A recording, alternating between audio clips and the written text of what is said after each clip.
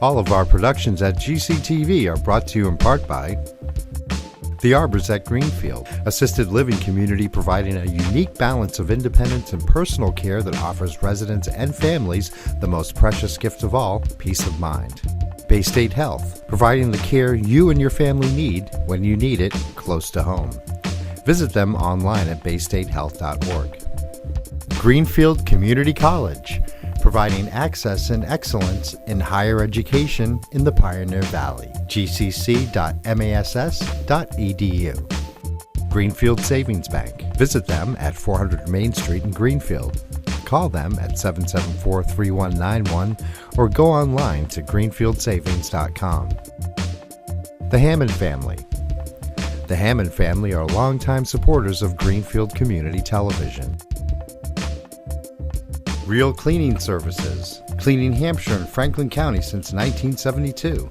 We don't cut corners, we clean them. Check them out online at realclean.com or call them at 413-422-1143. New Fortune Chinese Restaurant on the Mohawk Trail in Greenfield. Visit them online at newfortunema.com. Call them at 772-0838 and check them out on Facebook. People's United Bank, located at 45 Federal Street in Greenfield. You can call them at 774-3713 or visit them online at peoples.com. Thank you to our sponsors for supporting all the productions at Greenfield Community Television.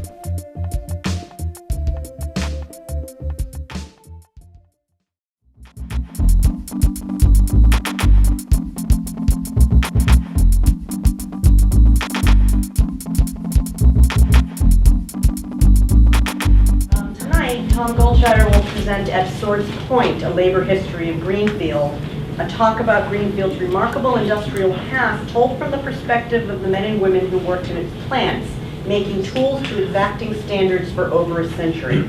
Tonight's program is sponsored in part by Mass Humanities, whose grants inspire considered thought, conversation, and action through the humanities. We are very pleased to welcome Tom here tonight, and I'm going to disappear and go find some more chairs. Okay. Are you going to hit the lights on the way out, or?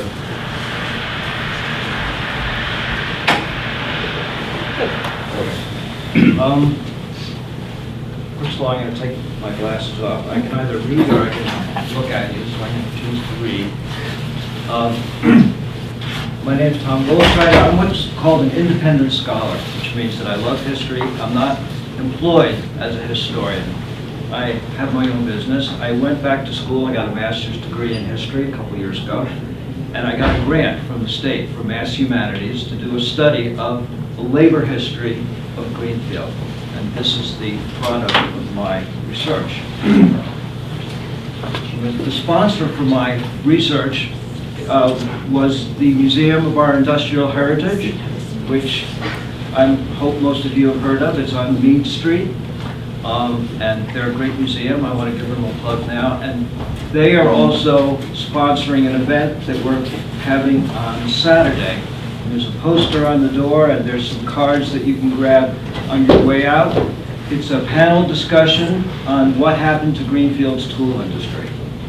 And the morning part will be labor historians. The afternoon part will be people from town. We're going to be trying to piece together what happened, what can we learn from history, and where can we go from here. And it actually dovetails very nicely with my talk tonight, which is essentially going to end in 1955. And that, what's happening on Saturday, really picks up the thread from there and talks about what happened in Greenfield in the last half of the 20th century. Okay. So I'd like to start just by giving you a little overview of what you're going to be hearing tonight, sort of a reader's guide. The title of my talk is At Swords Point, A Labor History. So I'm not going to tell you right now why I chose the first part of that title. That will become evident as we get into the talk. But I am going to say, this is the overview part, a labor history, okay? This is not a history of the technologies. This is not a history of the inventors or their inventions. It is not a history of the entrepreneurs. that brought those inventions to market and put their names on the companies. This is the history of the people that actually worked in the plants from day in and day out and produced the products that really put Greenfield on the map. So this is an industrial history, but it's a specific aspect of that industrial history. And it's more specifically focused on organized labor. So what I'm going to do is I'm going to take a race through history starting in 1763 and try to get to 1930 in about 15 minutes, okay? So it's going to be a little bit like when you listen to a podcast, and my brother does this a lot, and you turn up the speed a little bit and they start talking a little faster. That's going to be the beginning of this talk. But I feel compelled to start at the beginning. That's just the way that's how it makes sense to me, and so that's what I'm going to do. But the real heart of this story begins in 1940 with the when labor became organized in Greenfield under the United Electrical Workers Union. Okay, so let's start at the beginning. 1763 is when Greenfield was incorporated, okay? And it was founded by Yankee farmers. These were yeoman farmers. These were independent farmers who owned their own land, and they had economic independence. And they protected their economic independence through a political process that was democratic and transparent. This was the New England town meeting, okay? And they were a little bit out of the way, and they were quite happy about that.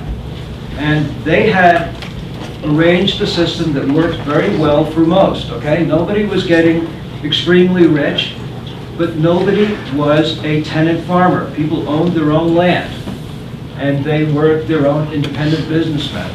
And they were very happy with that arrangement, and they were very happy to leave the rest of the world out of it until the rest of the world came knocking at their door, which is what happened in 1774 when the royal governor of Massachusetts closed town meetings across the state. Okay? At which point, the Yankee farmers from Greenfield, they mustered out to Lexington, Concord, Bunker Hill, and then ultimately to Bennington and Saratoga, where they took on Gentleman Johnny Burgoyne. Okay? This was the most powerful empire the world had seen. They threw everything at these Yankee farmers. They captured his entire army and marched it across the state of Massachusetts. Okay? So this is just a little bit about who we are, what's in the water here. Okay? Fast forward 10 years later, a royalist governor in Massachusetts passed a constitution they didn't like, and they rejected it 68-5. And then when that same governor wanted to raise an army to put down an insurrection, they were called Shays' Rebellion.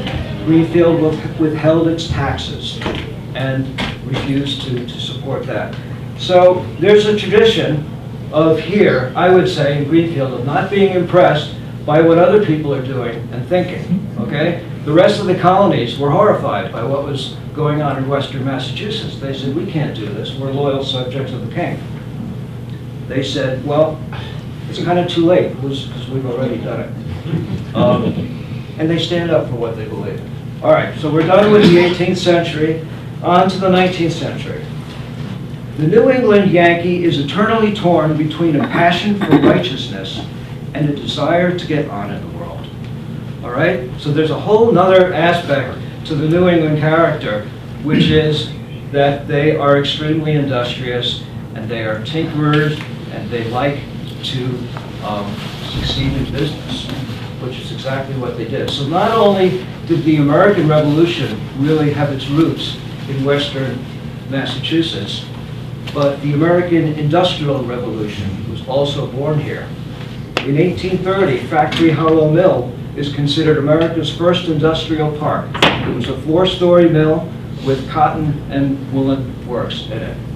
Okay, this was the very beginnings of the Industrial Revolution. So there's a long history to industry here. In 1837, John and Nathaniel Russell founded the Green River Works, where they employed 150 workers on 12 trip hammers, 70 grindstones, and 100 emery wheels. This was the the beginning of what they called the Springfield system, which was replacing the Sheffield system.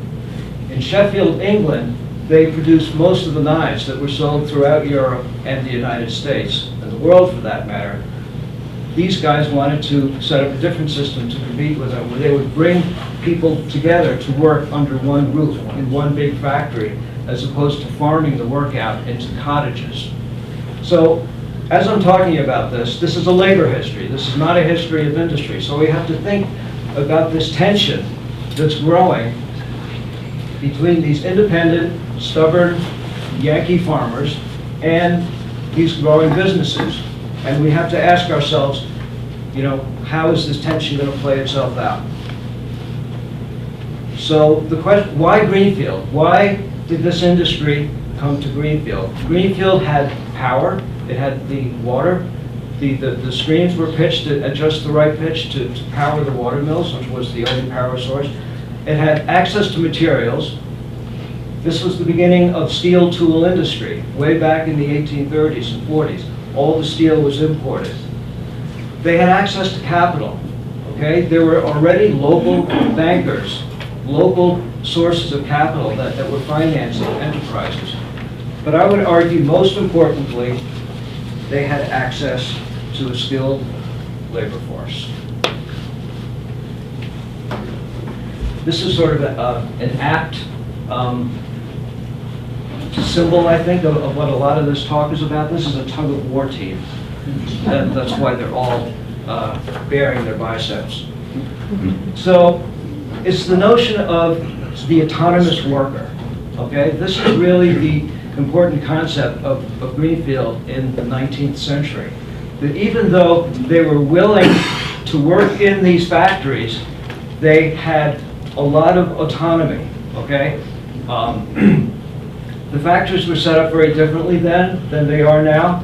Essentially, capital, the money, the people with the money, they would provide the building, they would provide the machines, they would provide the materials. Everything else was contracted out. Okay, so these were workers that were working on contract at their own speed, at their own pace. They were doing piecework. Okay, there's a story that I heard once, which really applied into the 20th century, where when a worker was working on a machine, when he was done for the day, he would pull a cloth across the machine, and nobody else could touch it. All right? These were very skilled workers, and they had a lot of autonomy, and they were also treated very well. Here today, gone tomorrow, away to the west, to business, to farms, to professions. It was a seller's, if you were selling your labor, which is what a worker does, it was a seller's market. Skilled labor was at a premium. That's what they needed most to produce these products, and it was all they could do to hold on to skilled labor, which gave rise to the notion of paternalism. Nathaniel Russell knew the name of every man who worked at his factory. He paid them well, bought them homes, okay? At this time, they also, and if you notice in that picture that I showed before, there's no row houses in Greenfield, okay? Unlike a lot of other cities, Chicopee, Holyoke, Lowell, the list could go on and on. These were cities that were built by Boston Capital, by the Boston Associates, okay? Greenfield was locally financed. It grew organically, and they wanted to preserve their own way of life here. And they treated their workers very well, and they encouraged home ownership, and they paid them very well. And they also were recruiting skilled workers at this time from the UK, Ireland, and Germany. And those foreign workers actually brought with them the tradition of trade unionism from Europe. This is an old story, which resulted in 1843, there's the first walkout in the cutlery business in Greenfield. And in 1863, there was a second walkout for higher wages. So, you know, we're looking at a picture where people are very well paid, they're very well treated, that there's autonomy, so there's still this balance, and the businesses are locally owned.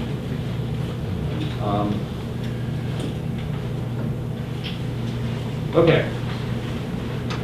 The cutlery business was sort of foreshadowed what happened in the last half of the 20th century with what's called the Runaway Shop, which is where industries closed up and left the state or left the country.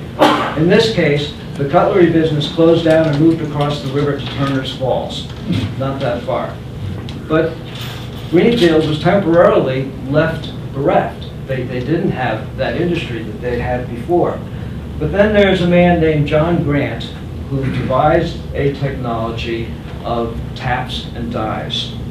A tap, I'm sure most of you know this, coming from Greenfield, but a tap cuts the thread inside the wall of a hole, and a die cuts the thread on a bolt or pipe or rod. So it's a way of joining materials together. So this is replacing the old technology, which was the blacksmith would do what they call worry a thread, where they would, I think, punch a hole or drill a hole, and then he would crush the steel to create a thread, as opposed to these tools, which are made out of very hard, specially tempered, sharpened, engineered tools that will cut the steel instead of crushing it. And what John Grant devised was called the once-over, which means that as you were cutting the thread, it would shoot out the steel that was being cut. So John Grant came to Greenfield. Why did he come to Greenfield? Because of the skilled workforce here. There was a network of skilled metal workers, machine workers, that were here. And so he came up here to set up shop. And interestingly enough, their first go at it was to set up a worker-owned co-op, okay? They said, here we have this network of small shops, we have this network of skilled machinists. We don't need the money men. We can do this ourselves. And I thought it was very interesting what the Greenfield Gazette wrote about it. Without the aid of capitalist employer, they do more for the cause of working men than all the unions and strikes in the world, okay? Unfortunately, or I guess I shouldn't put my, they sold the patents to Solon Wiley and Charles Russell, and they built a factory on the site of the old Green River Works. And then in 1876, F.O. Wells formed a competing business, the Wells Brothers. So this is really, as I see it, the first in a series of trade-offs, okay? They had the patents, they had the skill set, they had the, enough money to have access to machinery, but they sold out to capital because, they wanted to capitalize faster, and they, I'm sure they all did fine and they got jobs, but, and this is what we're going to see over and over and over again in this talk, they lost control. Because, once you give control of the patents in the company to the money men, then you no longer control the process. So at this time they were making hand tools and increasingly machine power tools, and increasingly selling to industry. They developed what was known as the Greenfield Creed: quality materials, sound design, and skilled workmanship. So this is a passage taken from a magazine that was published in 1912 that states the Greenfield workers were essentially being paid the highest wages in the world, if you could interpret it that way. They're saying they're being paid the highest wages in the state, and Massachusetts is the highest in the country, and American workers are getting the highest rates in the world, okay? So Greenfield workers were very well paid, and they were, the basic story that I'm telling here is a story of labor peace. There's sporadic strikes, but essentially people have a good life here, and they were treated, they felt a genuine sense of loyalty to the places where they worked because they were locally owned and because they respected the work that was being done. So we're talking about a period from the 1890s through 1910, 1912. There was a virtual civil war across America, across Pennsylvania, and right up into Massachusetts, in Lawrence. The whole city was taken over by a massive strike. None of that happened in Greenfield. The story of labor in Greenfield, of organized labor in Greenfield, up until this point, is that there is no story. Okay, highest wages, labor peace. Yeah, I just wanted to mention that I talked about why people were content here. And there's a concept of civic capitalism, which comes up a lot, which meant that the employers, the owners, were committed to the community that they operated in. And so there was a reciprocal bond between the workers and the owners, because the owners were from Greenfield. And they shared the same values, and they did the same work. And there's also a notion of benevolent paternalism. There's an interesting story of an owner who had a fancy carriage, and then he traded it in for just a normal carriage. He didn't want to stand out from the rest of the people in town. And back then, a sign of prestige was where you bought your pew in the church. And he bought his pew in the back row of the church, and he won because he wanted to sit among the rest of the people. Okay, so there was a different relationship then that I think also accounted for the labor peace. The main reason why there was labor peace is because these were skilled workers. This was more skilled than textile work. It was better paid, and they were better. They wanted to hold on to them. Okay, but things began to change in the 20th century. In 1912, the year of the Lawrence strike, was also the year that Wells Brothers and Wiley Russell merged to form the corporation, as they called it, Greenfield Tap and Die. And the deal was brokered by Frederick Payne, who was not a machinist. He was a local man, he was a Greenfield man. He never spent a day of his life on the shop floor. He started as a bank messenger boy. And then he worked his way up to a teller. He eventually ran the whole operation. And he brokered the deal between these two companies, and he brought in outside Boston investment capital. The industry was changing. The American economy was growing exponentially. And instead of, in that first picture way back when, you saw the guy with the beautiful wooden case and the small set of hand tools selling them to a blacksmith. That was the story in the 1870s. By this time, it was a linchpin in the industrial process. And the big factories that were producing the big things in America were willing to pay top dollar for Greenfield Tap and Die products, because if something broke, or two pieces didn't fit right, you would lose way much more money than you would lose by spending more upfront by paying for the best. And Greenfield was the best.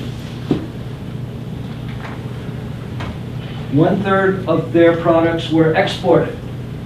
German, French, international standard. At this point, we get to the part of the story where we talk about the machine tool industry and war, which is a long history, okay? And again, the machine tool industry grew exponentially. The World War I was the world's first mechanized war. They sold to both sides. Europe had this tremendous arms race. They sold to Germany after the embargo through their agents in South America. So Greenfield Tap and Die was making a lot of money. And coincidentally, Frederick Payne, who was not the president, but the next man down, he left Greenfield Tap and Die to become the assistant district chief of ordnance, okay? So we hear about the revolving door between private industry and government today. It was the exact same thing then. He left before the war, and he perfectly positioned Greenfield Tap and Die to get the contracts that it needed in World War I. 1916, there was a 38-day walkout. 350 machinists walked off the job. They wanted an 8-hour day, they wanted overtime pay, and they wanted to revise how piecework was being paid. Okay, this is the first strike in Greenfield history. Greenfield Tap and Die hired replacement workers and it broke the strike. The strike was completely broken. And the lesson that was learned there is that this was a craft union strike. This was not a general strike of everybody that worked in the plant. This was just the most skilled workers got together with an AFL union affiliation, and they were isolated and they were crushed. And I think they learned something from that lesson. Okay? So essentially what happened when they brokered this deal is that they transferred control of the corporation to an anonymous board of directors, specifically to Wall Street investment bankers.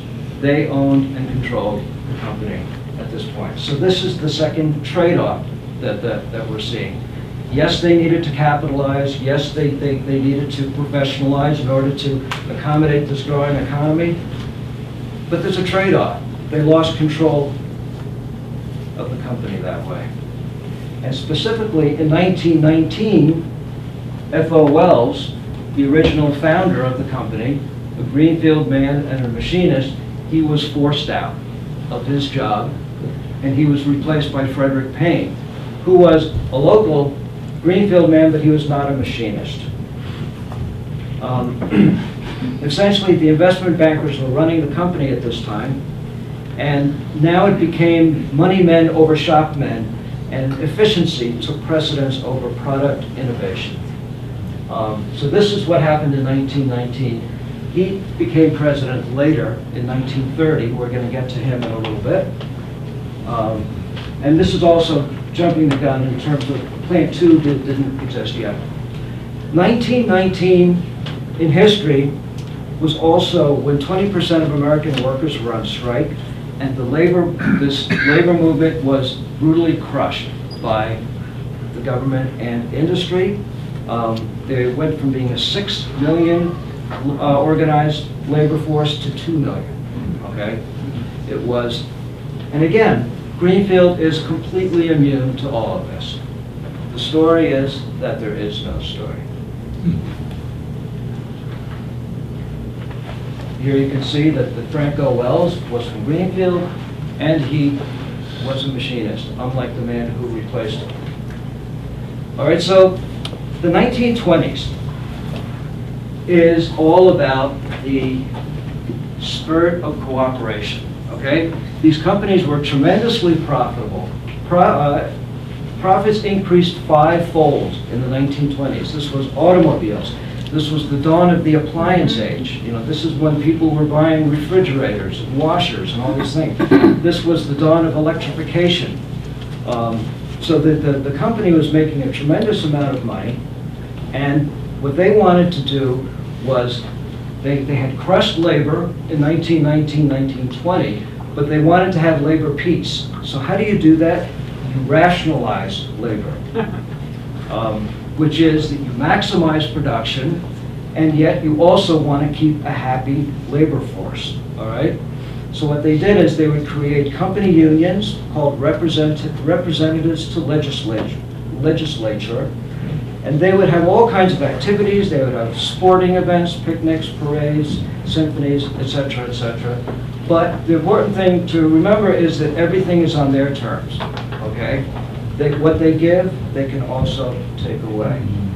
And this is taken from the magazine that was put out by the company. They put out a beautifully published magazine from outside publishers, and I'll get back to that in a second. So I think I just want to spend a couple of minutes talking about this valuable skilled labor force that they wanted to keep satisfied, because this was the golden calf, really.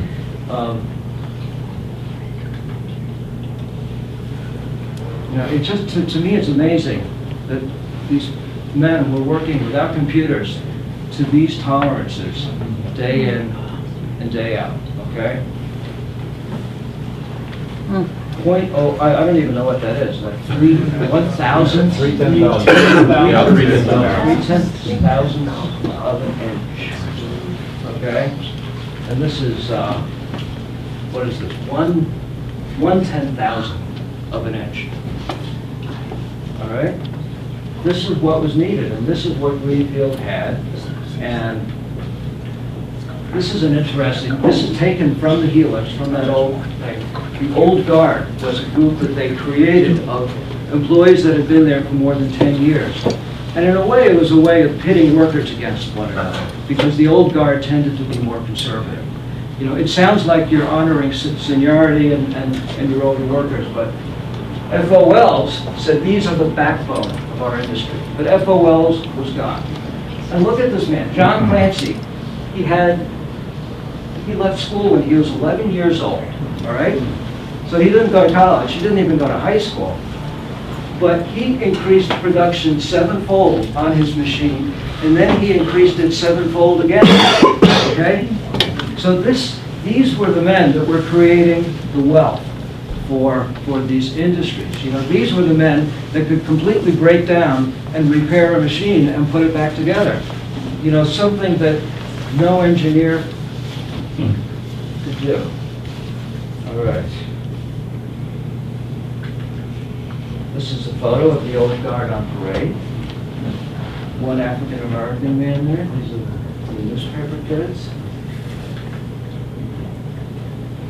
It's the spirit of cooperation between employer and employee, of loyalty to the shop. Okay?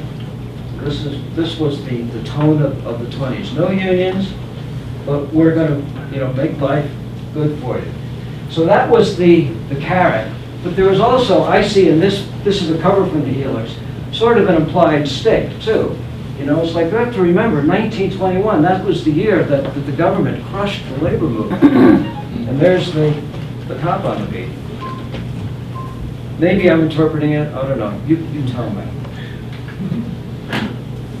This is also from the Helix, and it doesn't show that man in the other picture, that African-American man who was carrying the flag with the Old Guard.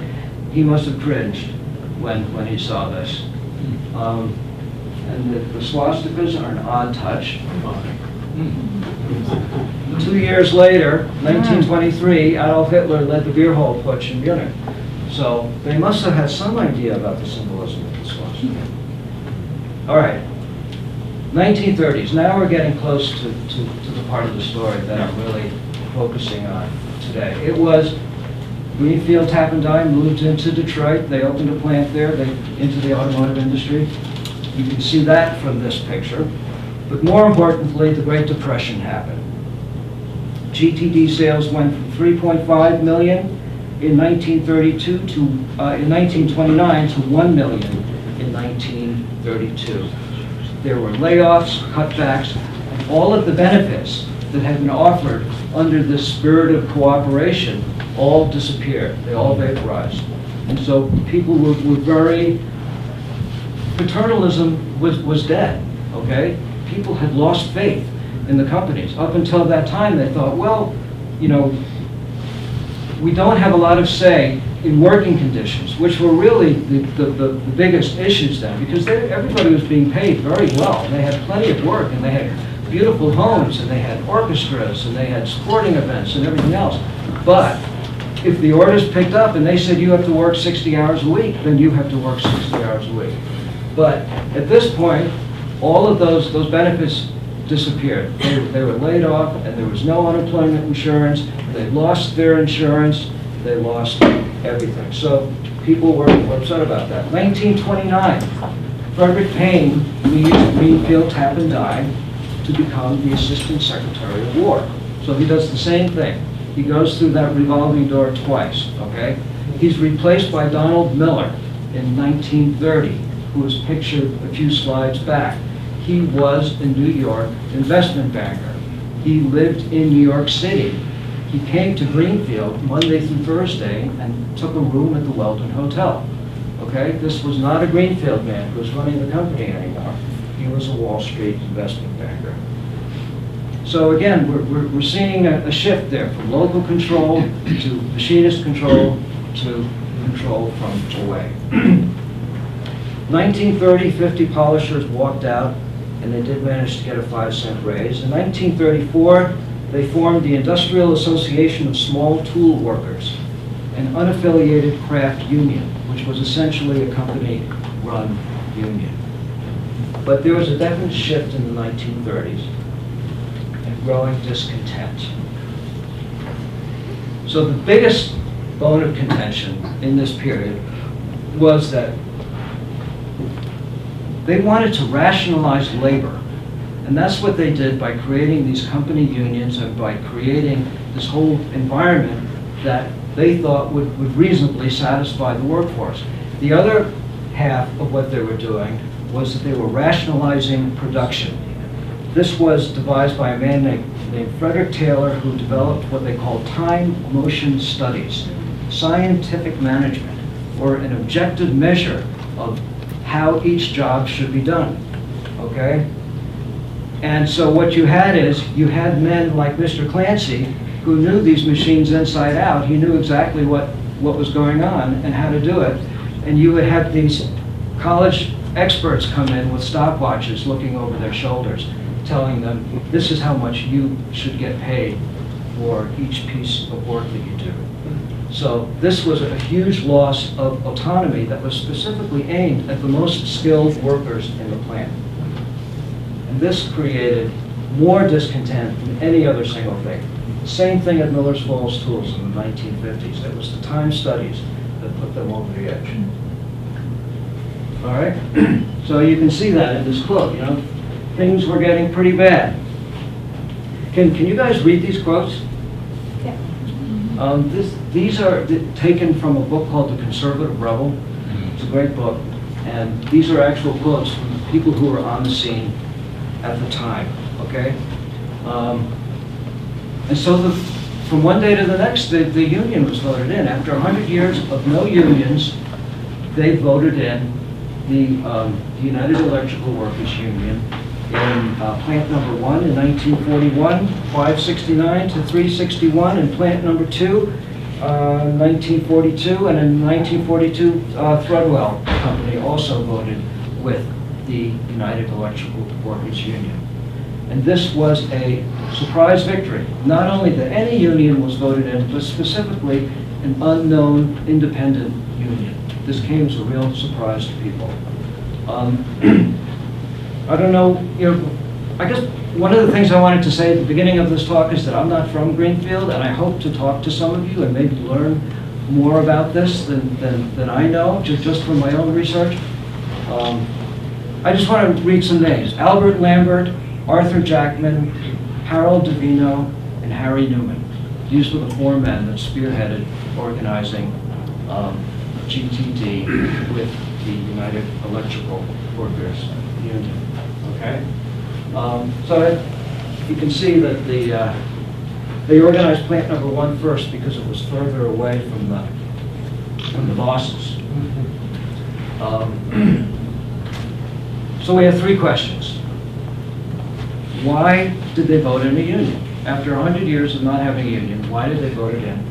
The second question is, why did Greenfield Tappan-Dye allow a union to be voted in? You know, up until this time, any notion of organizing a union would have been strongly discouraged, if not crushed. And thirdly, why did they choose the UE? Okay. Well, so I didn't mention, they called this the quietest election they had ever seen. There was no fuss, there was no violence, there was no, and the woman who organized the plant was a woman.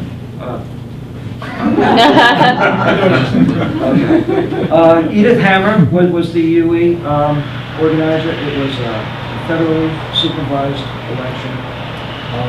Okay, so I've talked about a couple of the reasons why there was already growing discontent. There were the time studies, there was the lack of local control, there was the loss of autonomy on the job.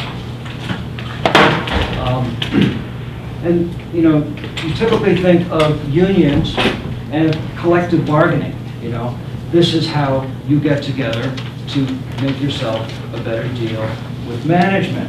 And I think this picture kind of symbolizes that pretty well, you know, because if management is organized, why shouldn't the people that work in the plant be organized? Why should it just be you against a team?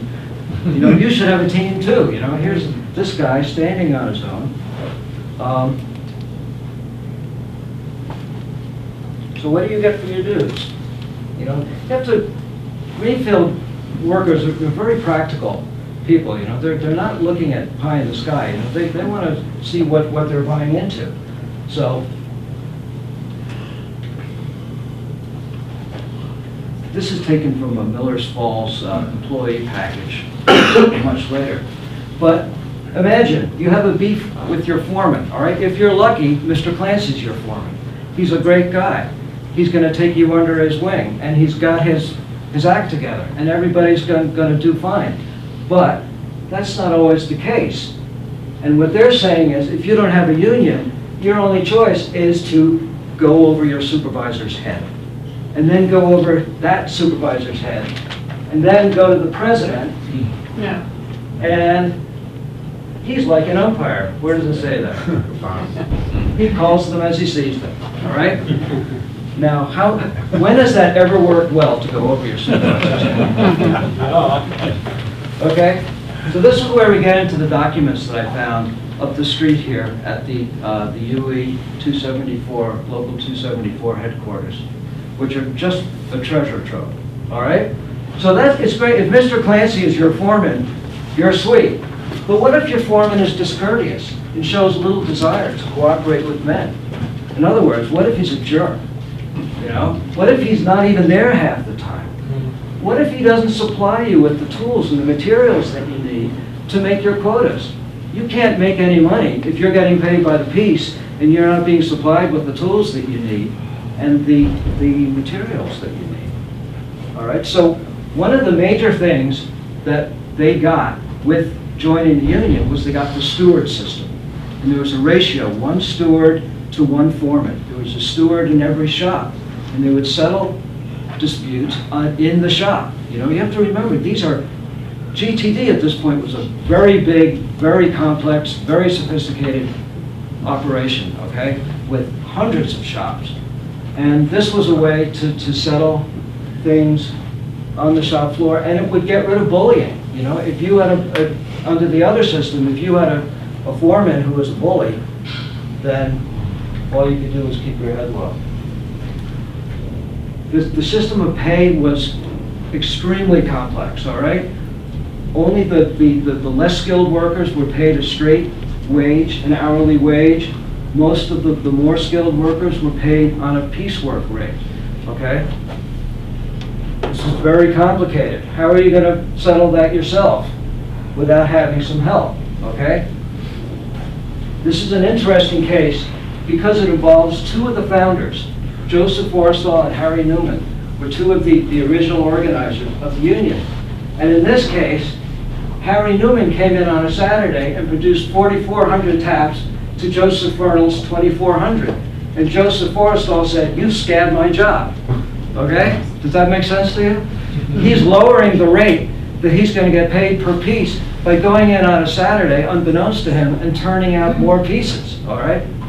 So this is just an example of what the union was offering and why people liked it. Work smart, work safe. We're talking about a steel product that's being cast, that's being forged, that's being cut, that's being tempered.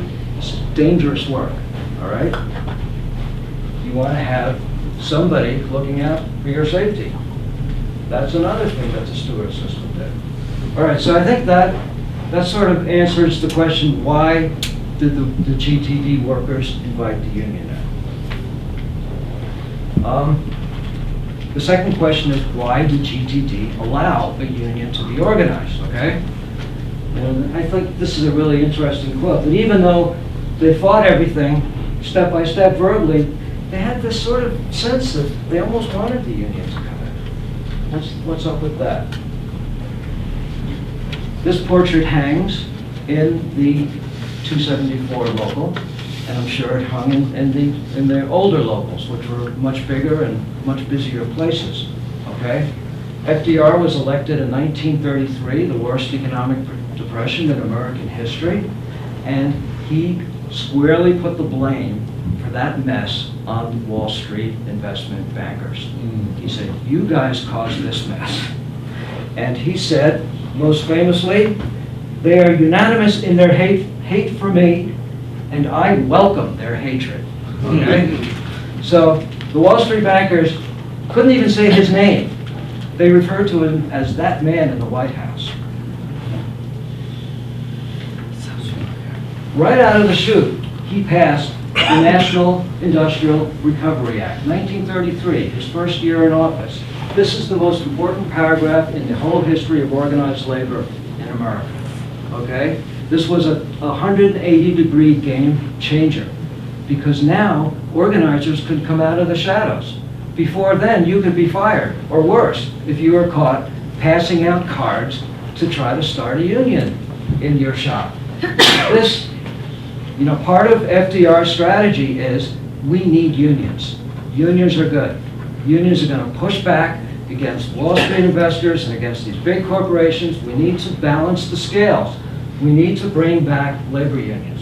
And this is how he did it. It was passed into the Wagner Act, and then it was upheld by the Supreme Court. By the late 1930s, this was the law of the land. Okay.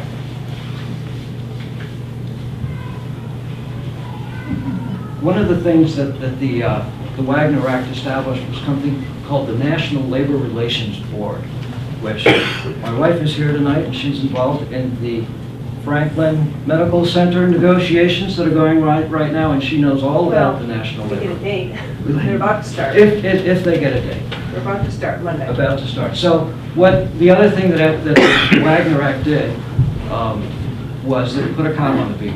Okay, it said we're going to watch this process. There's going to be federal regulation, and we're going to hear more about the National Labor Relations Board. And you know, there's other aspects to the Wagner Act, but I'm not, in the interest of time, I got to keep going. The major reason why Greenfield Tap and Die allowed the UE to organize its plants was 1932 sales were 1 million. That was the depths of the Depression. 1941 sales were $22 million. The federal budget, the federal government built a gauge plant in Greenfield, known as Plant Number 2, is actually right across the street from the hospital, for $1 million and gave it to GTD. The fact that Frederick Payne was Assistant Secretary of Defense probably didn't hurt in that process. In 1940, there were 4,000 full-time GTD employees working 3 shifts, 7 days a week, okay? So, as it says here, this plant was already built before the war started, so they anticipated military spending. GTD was totally maxed out with orders as far as the eye could see. They wanted labor peace. Okay? It was more important for them to have a stable workforce than to fight the union. Another sweetener was that there was the war board, which said that as long as the war is going on, you cannot strike and you cannot increase your wages. Okay? This was a true spirit of cooperation. This was, World War II was really a period of time where everybody was on the same page. Everybody had loved ones that were in harm's way, and everybody was really pulling together. And partly thanks to FDR's, you know, strong-handed government, the industry was forced to, under regulation, to comply with what the people needed. So again, GTD is a linchpin. I don't want to spend too much time on this because this isn't really labor history. This is more industrial history. But if World War I was this, World War II was this, okay? It was a huge, and this technology in Greenfield, the gauge and the tap and die, was the key to interchangeable parts. This was why parts could be made in 4 different cities around the country and assembled in a 5th city. And World War II was won on the shop floor. There's no question about it. We outproduced Germany and Japan and made better stuff. A lot of women came to work in the plants. This is a security badge. The UE, I'm going to talk about the UE some more in a minute. Almost half of its workers were women. They were primarily in electrical plants. And they were very early proponents of equal pay for equal work. So, women like the UE. Greenfield Tap and Die won 5 of these most coveted awards for war production. So people really pulled together. This is, I think, from the war. It's a little hard to tell. There's a woman I know who's a fashion historian, and she could look at that dress, and she could date this photo within 2 years. Okay. Why did they choose the United Electrical Workers Union? All right, it was kind of an unknown quantity, probably. I think one of the reasons they chose it is that it was a union that was founded by machinists. It was founded by Alfred Coulter, a British pattern maker from Lynn GE, William Turnbull, a British turbine inspector from GE, James Mackless, who was a machinist and spent a lot of time working with machinists in New York, and Julius Emsbach, a Schenectady tool and die worker. You can see his name here, okay? So I think there was a sense of these guys understand what we're doing. And one of the things that they really stood for was worker autonomy. They believed they weren't just talking about wages and benefits, they were also talking about working conditions, that people should have the freedom to move around the shop floor and talk to one another and move in between plants. So I think that was a big attraction. Another attraction of the U, I think, was the local aspect, because GTD at this point didn't feel local anymore. It was controlled by New Yorkers, okay? They had the UE had its first major victory in Springfield with the Westinghouse refrigerator plant. So it was sort of a known quantity. So who was the UE? This is really an amazing story, which is worthy of a book, and I'm hoping it will be written at some point. This is a story of David and Goliath. 1936, the year that the UE was founded, by that group of machinists that I mentioned earlier. They had a budget of $30,000. They were going up against General Electric, which had a sales of $2.3 billion in that same year, okay? They sought to organize the big three, GE, Westinghouse, RCA, okay? James Carey, he was the radio piece of this. It was radio, machine, electrical. Most of the others were more focused on electrical, on GE and Westinghouse. And let me read you another number. 1936, there were, the UE organized 15,000 workers in 6 plants. 1945, UE organized 600,000 workers in 1,200 plants. They were negotiating national contracts with the most powerful corporation on earth, General Electric, okay? This is an amazing story. In the span of a few years, this ragtag group of machinists organized the most powerful corporations in the world within a space of a few years. So, just briefly, how did this happen? I think an apt term would be a perfect storm. In the 1920s, GE sales went up 300%. Wages went up 1%. Okay? They were stingy. They were making lots of money, and they weren't spreading it around. and people were fed up, okay? The collapse of welfare capitalism with the Great Depression, exactly what I talked about with GTD. All those benefits disappeared from one day to the next. They had helped the company make money all through the 20s, and then when the bottom fell out, they had nothing. They had no unemployment insurance, they had no health insurance, they had no any kind of insurance. No. And then, of course, the Wagner Act, which really opened the door. All of these organizers could come out of the shadows at that point. And the way the Wagner Act worked is if you passed out petitions and 50% came back saying, yes, we want a union, then you got to have a vote, and that vote was supervised by the National Labor Relations Board. So the UE was the first to join the newly organized CIO, which was, its motto was organize the unorganized, okay? The organized labor's unwanted children. So there was a vacuum. The AFL was only organizing skilled workers. The CIO was saying, we want to organize all the workers. The UE went from being a tiny splinter operation run by a group of machinists to being the third biggest union in the CIO after the steel workers and the UAW. Okay, so just a few more words about who was the UE. I mean, the UE still exists, but it's really a shell of its former self. First and foremost, the UE is what's called an industrial union, okay?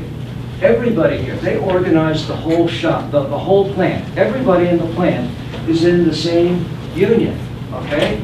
Even though the tool room and machine room and tool room and machine repair employees are Mr. Clancy and his cohorts, who are highly skilled and who are being paid very good wages. They're going to be on the same page with the people that are mopping the floors at night, okay? It's everybody together. In 1916, when they had that strike, they were isolated, okay? And they didn't win for that reason. They recognized, the CIO recognized industrial unionism. You organize the whole industry. And there's a particular power in having everybody come together like that. Not these guys. This is the sales crew. I don't think you could get the other guys all to wear the same color on the same day. So essentially they organized the whole plant except sales, who worked on commission, the engineers, the office workers, and management. Everybody else in the plant was in the UE. All right. So we have industrial unionism, and then we also have industrial democracy. The other important thing to realize about the UE is that it was what's called a rank and file union. It was bottom up. It was a worker-run union, all right?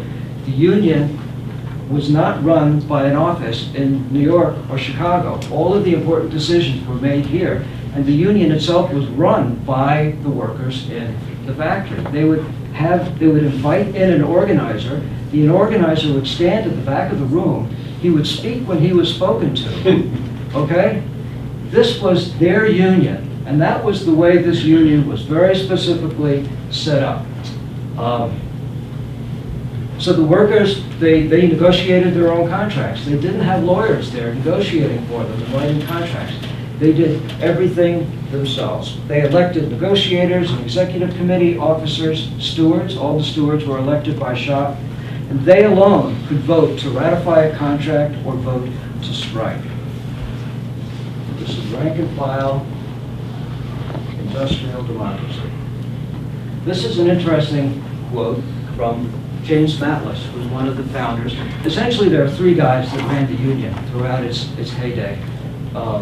James Matlis being one of them. And he was saying, one of the things is that if you were one of these top officers, you could only get paid as much as the highest paid worker that you represented, okay?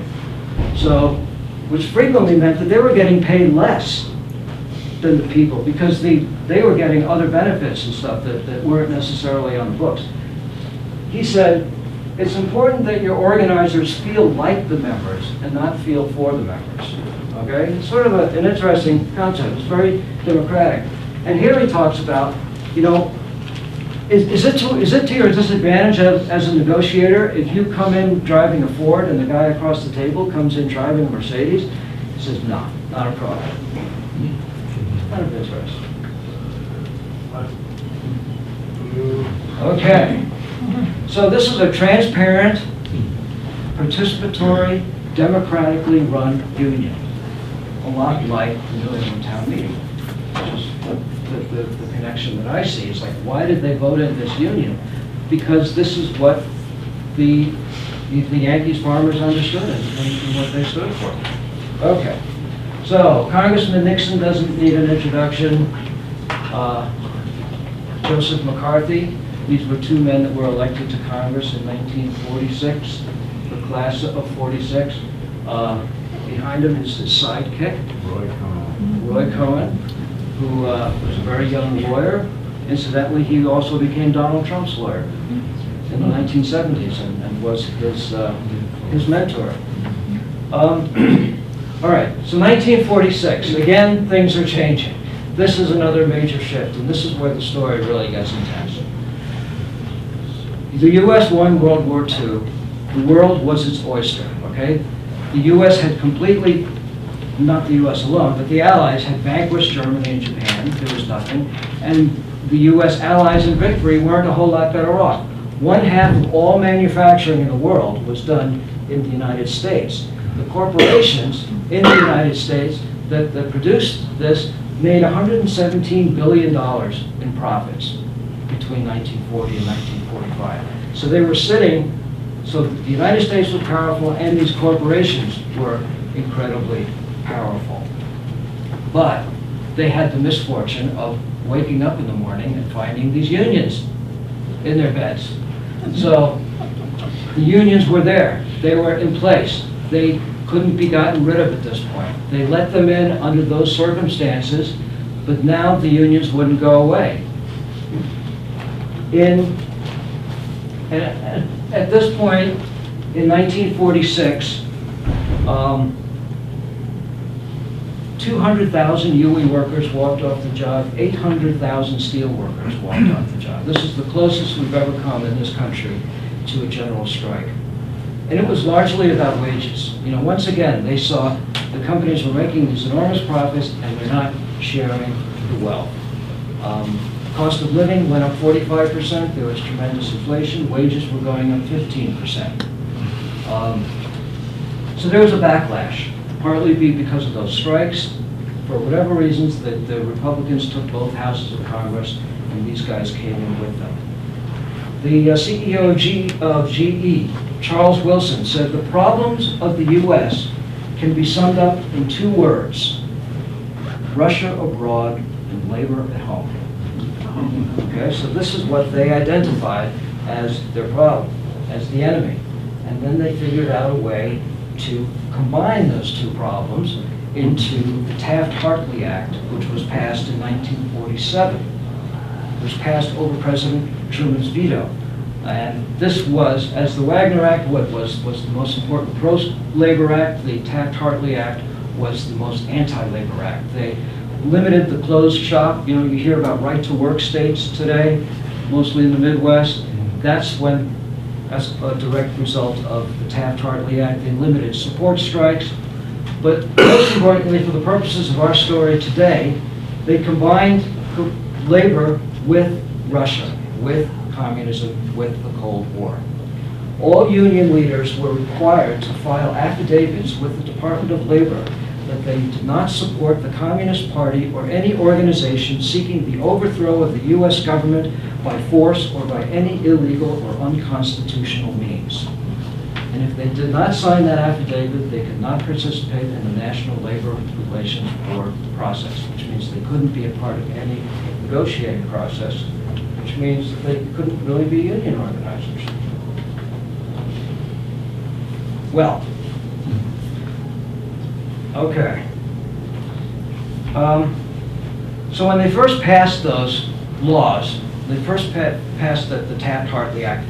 You know, this is big labor. This was the height of the power of labor in this country. Walter Reuther was the head of the UAW. He was probably the most powerful spokesman for labor. He said, let us all be careful that we do not play the boss's game by falling for the Red Scare. No union man worthy of that name will play the boss's game. So this is a repeat of 1919. They're using the Red Scare to break up the unions. And they're saying, no, we're not going to go for it. Guess what? By 1981, 81,000 union officers from 120 unions had signed these pledges. The UE was the only union that refused to sign these pledges on First Amendment grounds. They said, we stand for free speech. We're not going to cry uncle. You know, this is just the first step in breaking the union. Philip Murray, the president of the CIO, said left-wing unions will cause the destruction of democratic trade unions. And this seems ironic because this was the most democratic of all unions. You know, at least from the grounds view in Greenfield, the workers here thought it was very democratic. They thought it was their union. So, but the question, left-wing union, it's like, what? Did these Greenfield workers, without knowing it, organize with a left-wing union? Well, maybe they did. In 1947, they had the UE had their annual convention in Boston, a week-long convention, and they issued a report at the end of their convention, which all the union officers signed. And this is what one paragraph from that report. Remember, this is 1947, this is the beginning of the Cold War. Harry Truman had just hired John Foster Dulles as his principal foreign policy advisor, you know, and they're saying, we have to protect the world we have to protect democracy, we have to fight communism, we have to help all these third world countries, and that's why we have to go into Latin America, etc., etc. They issue a report saying what actually is happening is that reactionary and corrupt leaders of government are getting military equipment and advice to maintain their hold over the people for which they are expected to serve the interests of American big business. That's pretty left-wing. You know, they're saying the Pentagon is turning the world into a playground for American corporations. Here's another one. Most congressmen are businessmen or lawyers whose main private occupation has been defending the property rights of corporations and the wealthy. There are several times as many outright millionaires in Congress as there are trade unionists. So today there probably aren't any trade unions. So, yes, whether they knew it or not, they had signed on with, remember I talked about the other two things, industrial union and a democratic union. They'd also signed on with a militant union. And a militant union means that they're willing to go toe-to-toe and go out on strike if need be, but it also means that they take stands on political issues because they realize that they're not operating in a vacuum. That if they don't address what's happening in the political scene at large, that they'll be at a loss. So this is an annual, again, you know, you go to a lot of union conventions and it's filled with officers. This was all rank and file people that went to to these annual conventions. The organizers were also paid less than the people that they worked for. They had to pay their own way to go to these conventions. And again, they would stand at the back of the room and they would set up chairs. This was a worker-led convention. This was not a top-down convention. What era was this? This is much later. Yeah, Okay, sorry. this is not 1940. Right. Yeah, but 60s? it's interesting. No, I would say, well, again, we need a fashion historian. You know, what about that mustache on the side? 70s. But you see, curb the Pentagon, protect civil rights. You know, I have a whole stack of annual reports from these conventions, and they're quite remarkable. They came out in favor of the civil rights movement in the mid-1950s. They came out in opposition to the Vietnam War in 1964.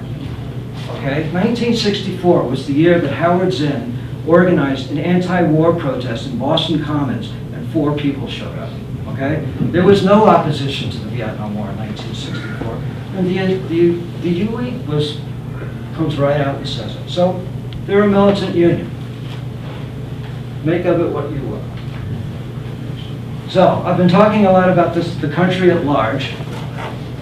What does any of this have to do with Greenfield? Nothing, okay? As far as the people that live in Greenfield are concerned,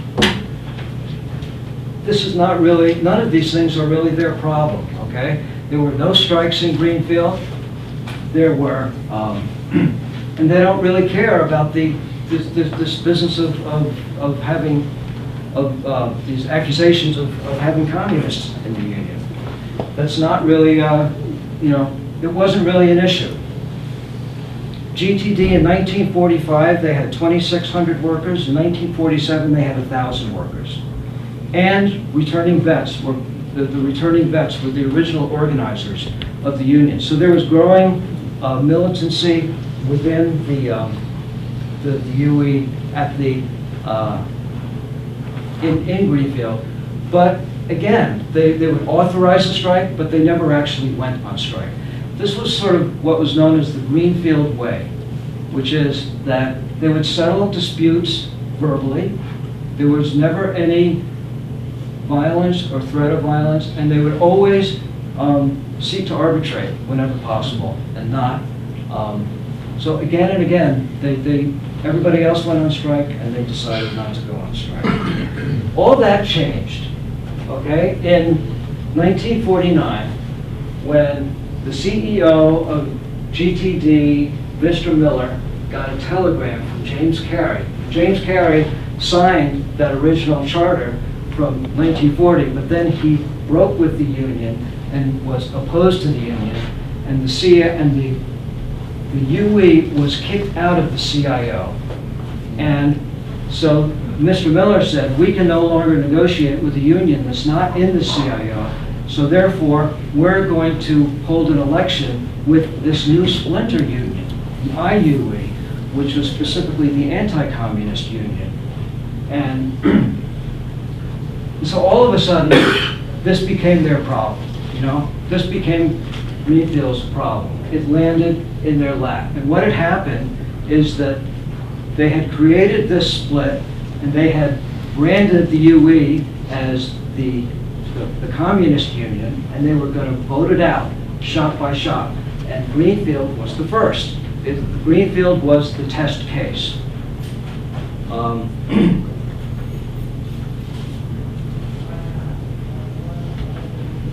And this is what they were subjected to. You know, Hugh Harley was the local organizer in town. You know, he lived up in Westminster, Vermont. He was just a regular guy. They took out full-page ads in the paper saying, you know, if he doesn't sign this, then you know, you should vote the union out, and James Matles should sign, and Julius Ensbach. Julius Ensbach, they called him the worker intellectual. He was kind of an interesting guy. He was a second-generation GE tool pattern maker, who then went to college. At age 23, he got a PhD in philosophy from Brown University, and then he went back to working on the shop floor, and eventually became an officer in the union. And so this is the kind of barrage of red baiting Did they ever take the oath? that they were subjected to. Did they ever take the oath? You know, there's a slight difference between an oath and an affidavit, and I'm not quite clear what that is, honestly. Because they did sign affidavits, because if they didn't sign affidavits, they could not participate in the NLRB election process. Okay, so this is the local response to all this hullabaloo about communism, you know. They're saying union is not communist, been good, union is still in good standing, you know. These guys have signed the affidavit, spoke of communism, militarist union. We're more concerned with the buying power, improved standard of living. So it's like, what does this have to do with us? Essentially, is what they're saying. You know, we should keep our eye on the ball. We're in the middle of a contract negotiation here, and they're trying to split our union. You know, if we go back to here, you know, they talk about the national pattern. You know, this was the raises that were given in big plants across the country, and that would be a benchmark for the kind of raises that they thought they deserved at GTD. And they were consistently below the mark. And so they were saying, you know, we would be insane to give up our union, under which we have made so many gains, for a promise of the company to continue a present agreement. So, you know, why should we give up our union for a promise that we're going to get another union with a better contract? They're not impressed. Okay, they went on the radio.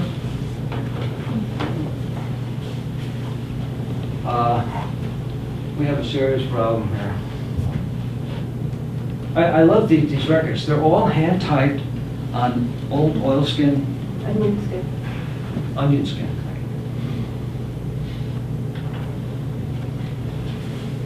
And then Albert Fitzgerald came to town, and this was a big deal. This is the third biggest union in America, and the president comes to Little Greenfield to talk to the workers at GTD. And what does he talk about? Well, first off, he gives them a history lesson.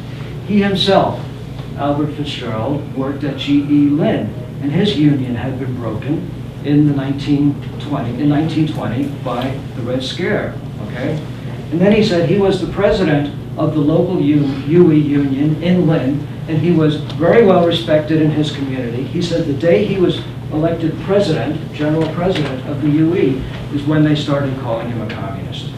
So he said, make of that what you will. He said there's no evidence of any Russian agents ever being in any way connected with the UE. There's no smoking gun. He challenged the rival union to a debate. And then he said, talking about his fellow Mackless and the others, he said they are every bit as good Americans as anyone else in this country, and anyone who denies it can jump off the Empire State Building. As long as people band together to fight for decent working conditions, they will be called Reds or commies or troublemakers or Bolsheviks or agitators. Those were Albert Fitzgerald's words, okay? All right, so December 21st, they had a vote, secret ballot, again, no fuss, no violence, unlike every other city where there were huge problems, always peaceful in Greenfield. The UE lost 357 for the IUE, what they called the imitation UE, 347 for the UE. But 13 ballots were challenged. They had a runoff election, and the UE won in January of 1950. And there's a little passage here, which I'm sorry is cut off, but it talks Sunday priests of 8 Catholic churches. You know, a big part of their opposition was the church, specifically the Catholic Church, where the priests would literally get up in their sermons on Sunday mornings and saying, you have a clear choice here between Stalin and Christ. And you also have to remember that this is the Cold War, this is the Iron Curtain. Soviet Union was occupying Poland. You know, this was a very emotional issue, and they were tapping into that as well. But they weren't. And they won in, the UE organized in 1942, they were voted out in 1946, they were voted back in the middle of all this hullabaloo in April of 1951, okay? And this is a great description of how they, one of the provisions in the Taft-Hartley Act was that now corporations could influence their workers more in the plants. They could pass out leaflets, etc. So here he's talking about how they're blaring anti-communist stuff on loudspeakers throughout the entire plant. Then they sent everybody a copy of I Led 3 Lives, which is this fantastical account written by, I don't know if any of you are old enough to remember that stuff.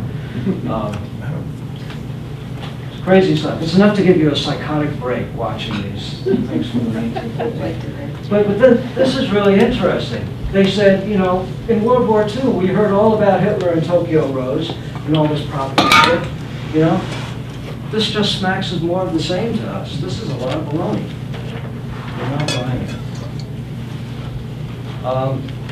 And then, interestingly enough, they organized in April of 1951. In July of 1951, they walked off the job. They had a 4-week strike, the first organized strike in Greenfield history. And they won. They got an 8-cent raise. And interestingly enough, the strike negotiations were all arbitrated by the Greenfield selectmen. They did not bring in state arbitrators or federal arbitrators. Everything was done locally in-house. And again, no violence, no fuss. This is Herbert Philbrick, who's an FBI agent who wrote this story about, communists under the bed. And this is a great direct quote from the Threadwell workers, and I just think that this says more really than anything I can say. There's no evidence. We are the ones who will run our union and nobody else, okay? We'll decide our contract. And this is interesting. We have no intention of insisting on demands which would make the company lose money and close. That this was a big accusation later on, is that the unions caused the companies to lose money. And they're saying, why should we do that? This is our bread and butter. And they think that they're stretching it as far as crime, poverty. So, what's really remarkable is that, this is a period of time where everybody was cowering under the gun of Joe McCarthy and the Red Scare. And these group of high school educated factory workers in Franklin County were completely unintimidated and spoke their mind, and they stuck with the UE. And it didn't end with the election, it just got worse. It just continued for the next, really, 3 or 4 years. This sort of constant barrage. I mean, they're not very subtle using the color red. Here they're showing that, they're using your dues money to pay a subscription to the Daily Worker. Everybody jumped on board, okay? It was a pile-on. I already talked about the church, the FBI. We're in the middle of the Korean War. It's like, how do you question government policy in wartime? Congress, the Atomic Energy Commission. Our handsome young junior senator piled on and said, we're not going to give the UE any national contracts involving atomic power because they're communist dominated.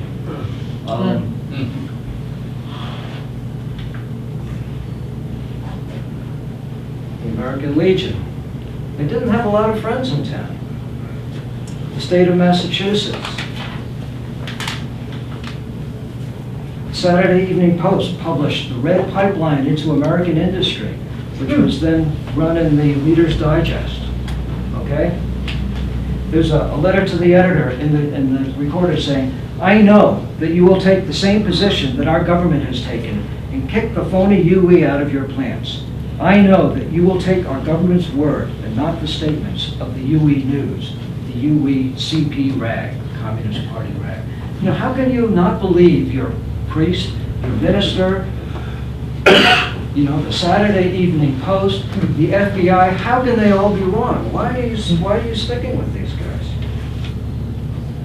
It's pretty amazing. It goes to the stubbornness.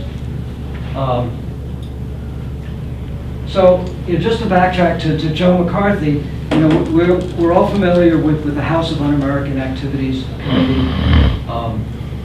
Labor was where Joe McCarthy cut his teeth, and Richard Nixon cut his teeth in those first HUAC hearings regarding the UE. Richard Nixon did it primarily to further his own political agenda, but Labor was first, the UE was first, and this is how it would work. Joe McCarthy would bring a hearing. He held hearings in Lynn, Pittsburgh, and Erie, Pennsylvania initially.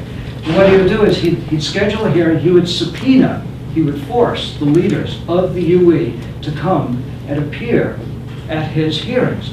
And these are closed hearings. You're not allowed to bring a lawyer. You're not allowed to bring witnesses. You could not challenge any hearsay testimony. Informers, anonymous informers, were given federal protection. McCarthy was the judge, jury, and prosecutor. Okay? This was the nature of what was going on in these hearings. And then, if you were subpoenaed to one of these hearings, you had 3 choices. If you were one of these UE organizers, you could admit that you were a communist, that you had been affiliated with a communist organization, in which case you were required to name names. You had to name other people. You could deny it, But then you risk perjury, because what if you were associated with an organization in the 1930s? They would grant a communist organization. Or you could take the Fifth Amendment, in which case you were cited for contempt. And this is what most of the UE leadership did.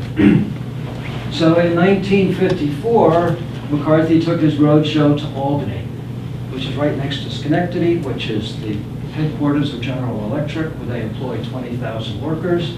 The head of the union there flipped, Leo Gendreau, and they got this guy, Jack Davis, to talk, and what do you know, he names, and there's Herbert Philbrick again, and what do you know, he names Hugh Harley, the organizer for Local 274, and Herb Salter, who was an organizer in Springfield.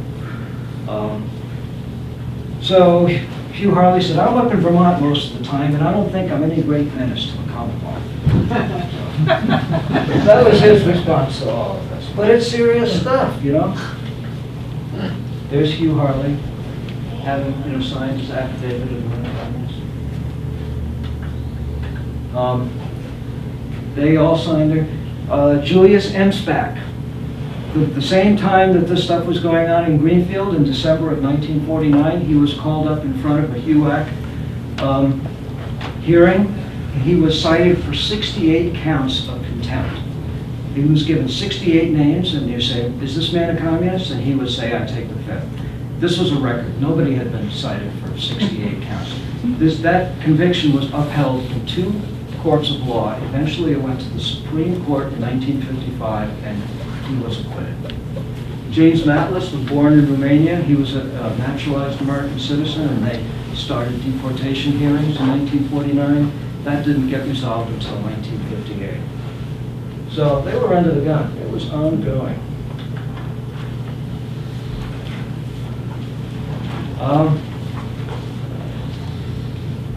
Okay, I guess I was going to take just a minute to talk. I mean, there's the question, well, were they communists? Okay?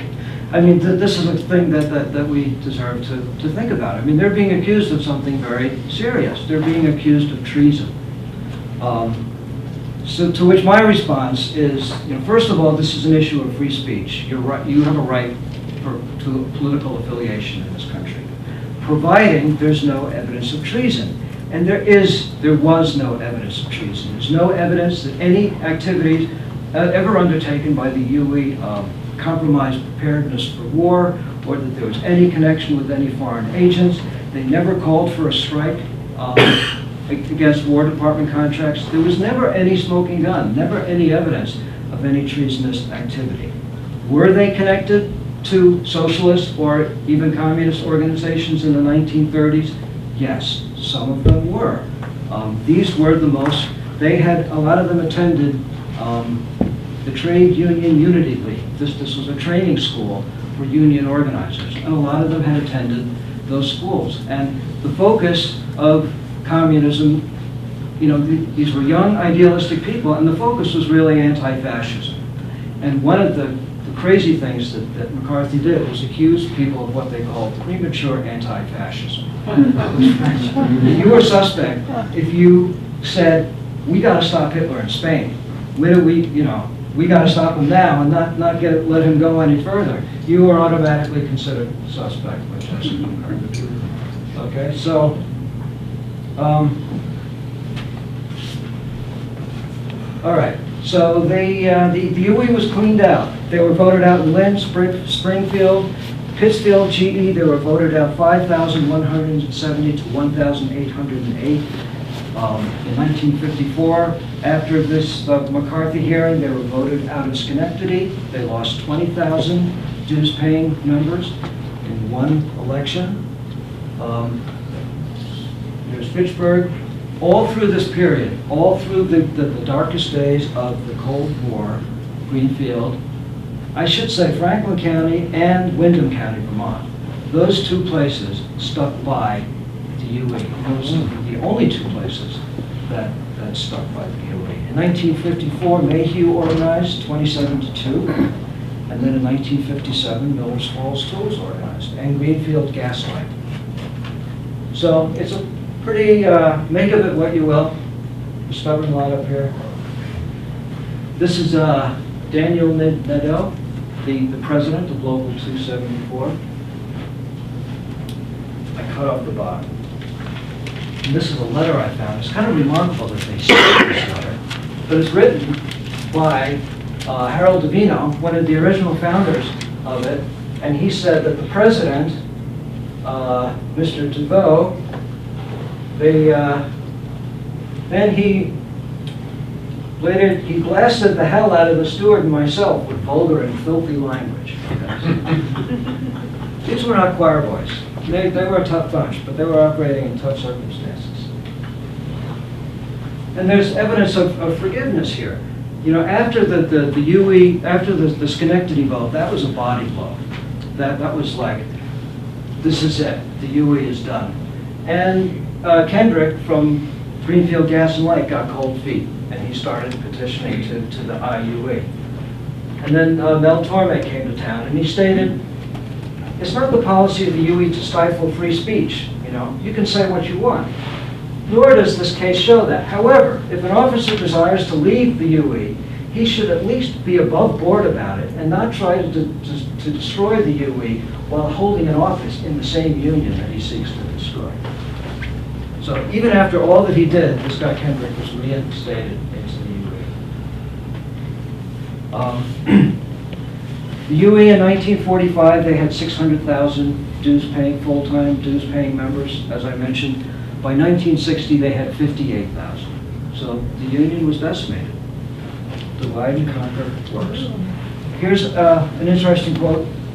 No other left-wing led institution in American history achieved the power and influence of the UE. And I think it's really true if you think about, you know, just what an important, powerful position that they held while they were there. In 1955, the AFL and CIO merged, and the first thing that they did was 200,000 members took an oath that they were not communists. So it's almost like you're crying out before you do anything else. The Greenfield Recorder was an excellent source of my story here. There's a lot of direct quotes that I used, and they actually do a pretty good job. They're a conservative Republican newspaper, but this is really pretty sad, where they say, you know, we're not buying into this red baiting. We think it's horrible. We have no evidence that anybody in Local 274 is connected to any treasonous activity. But you better jump ship. You better get out while the going's good. So much for solidarity and sticking with justice. And this is a great response, not directly to that editorial, but to another editorial in the Greenfield Recorder, where they accused them of being too democratic.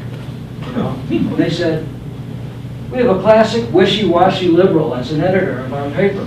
He couldn't throw the usual criticism of union being autocratic, dictatorial, run by union bosses, fattening themselves on the dues of the membership. In other words, they can't accuse us of being top-down and autocratic and corrupt, Jimmy Hoffa, but instead he accuses us of being too democratic.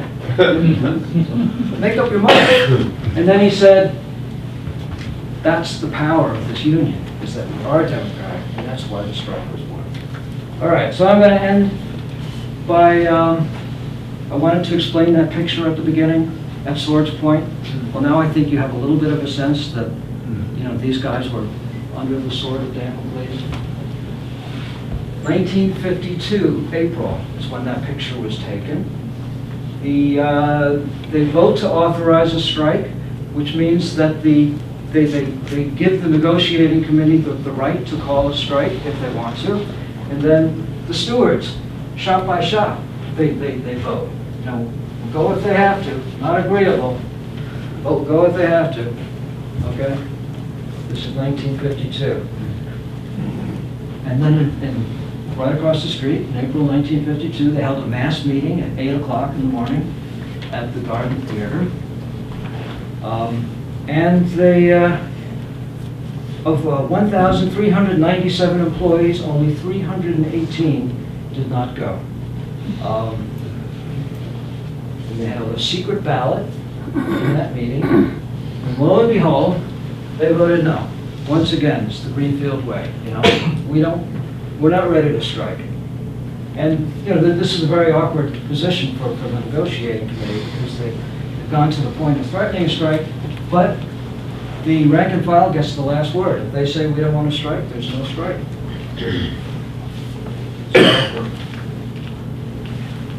The following year, their following year, in November 15th, 1953, their contract was due to expire again.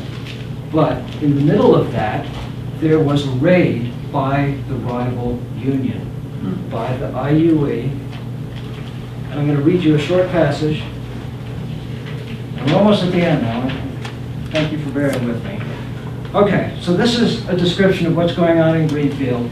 In August 17, 1953, we all came back from our vacations. Inside and outside the GTD plant, there wasn't even a whisper of any problem in our union. Then all of a sudden, an uproar broke loose in Greenfield. Red, communist, liar, cheat, sellout, company union, affiliates, oaths, grand juries, jails, and 1,000 other wild words started flying around town like hailstones. In the newspapers and ads, on the radio and leaflets, we've been blasted from morning till night. The interesting thing to us who work in the plants is that all this noise was outside on the streets.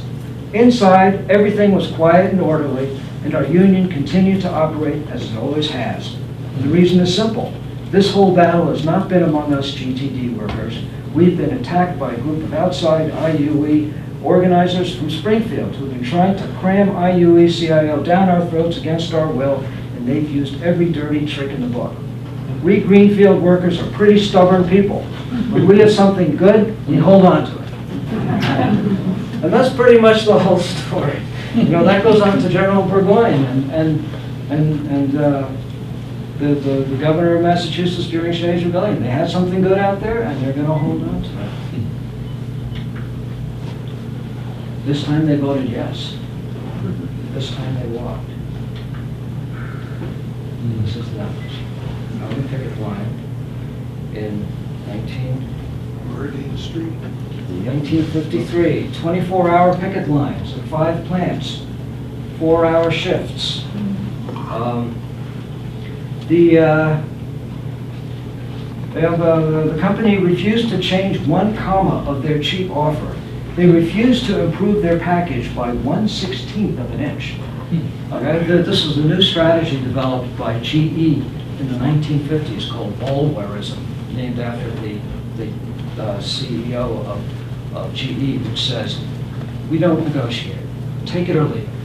And that's what GTD was trying. And they left it. All right? No drunkenness, no rough stuff. If you want to get financial aid, you got to walk the line. All right? Those are the terms. This is all going to be peaceful. There's a saying that when the going gets tough in New England, New Englanders form committees. This is look at these committees. It's all hand typed. This is Harry Newman. He was the head of. He was the man who originally brought the union in. He was the head of the picket line. All right. And these are all the names of the committees. The community supported these strikes. You know, there were lots of instances of stores offering discounts and pay, buy now and pay later, and restaurants offering free meals. They had a lot of support around town. And then they sat down. You know, these guys from the plant, no lawyers, no college education, no nothing. They start with benediction from the 2 reverends in town, and then they sit across the table from Miller, Bill, and Harper, 1, 2, and 3 at GTD Corporation. And what are their complaints? Well, a bunch of things. The main complaint they're talking about is Blue Cross Blue Shield. Miller gave the company's position on insurance to see how they didn't want certain companies. He also explained how he was not now, nor never had been, a member of the board of directors of Liberty Mutual.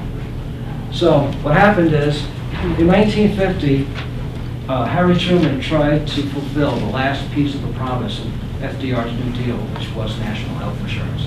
And it was voted down because they said it would put us on the slippery slope to socialism. So what we had was employment-based insurance, which made quite a bit of sense in 1950 because everybody had access to employment, and everybody had access to employment with reputable companies that offered health insurance. The problem being that then they tried to swap out the health insurance. So before, they started out with Blue Cross Blue Shield, and then David Miller, who was on the advisory board of Liberty Mutual, decided, no, we're going to switch to Liberty Mutual. Is your baby going to be protected from birth? Maybe. You can get an operation, but we're not going to pay for anesthesia. Is your kid going to be covered after he's 19? Well, we'll have to get back to you on that one too. So this is why they walked. So I just want to end by just saying, I think it's sort of appropriate to end with some images of Mayhew because they are still in existence. They're a locally owned tool company that is organized with the UE. And I guess I want to close by saying that, I've talked about a lot of other issues, and I haven't actually talked about the product. And I think it's really important that, along with the money and everything else, there was the pride of craftsmanship that was really taken seriously. New England quality, and that you can see in this picture. And it wasn't easy, okay? When Mayhew fought them tooth and nail. I mean, this is the lowest blow that any company can deal to a union, which is to hire scabs during a strike, which is what this poster is saying. But interestingly enough, they follow it up by asking their members to join the union. Okay? While the company recognizes the individual rights of employees to join or not to join, this is thanks to the Taft-Hartley Act, the right to work, or as the UE members call it, the right to work for less. Of their free will. The company recommends membership in the union to all employees who individually can see their way clear to join as a step toward the mutual harmony that we all seek here at Mayhew. So I just thought I'd end on that note that I went up to Windsor, Vermont a few weeks ago, and I met an old-timer there who had been a long-time member of the UE, and he said, there's two things I can tell you about the UE in our machine shop in Vermont. Number one is that before the UE came in, the boss bought himself a brand new Chevrolet every year, parked it in our parking lot in front of a plant. After the union came in, no more.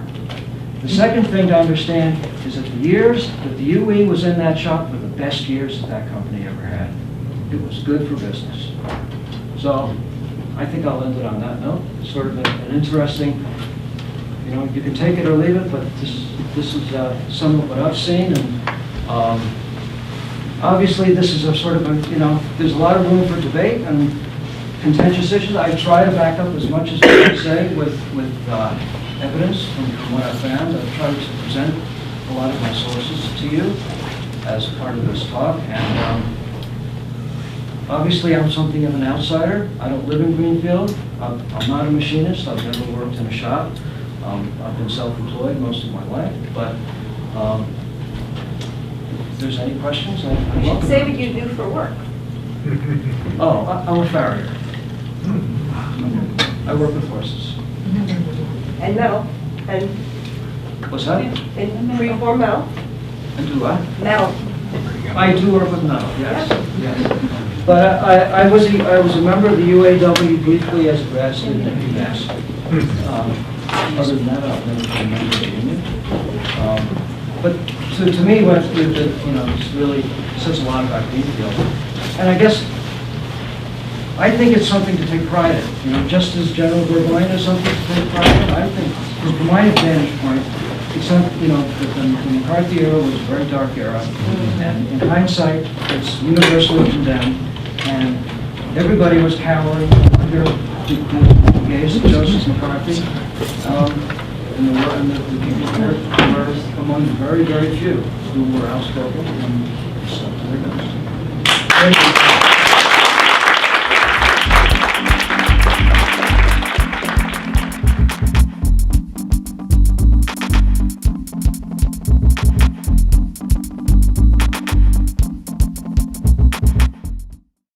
All of our productions at GCTV are brought to you in part by The Arbors at Greenfield, assisted living community providing a unique balance of independence and personal care that offers residents and families the most precious gift of all, peace of mind.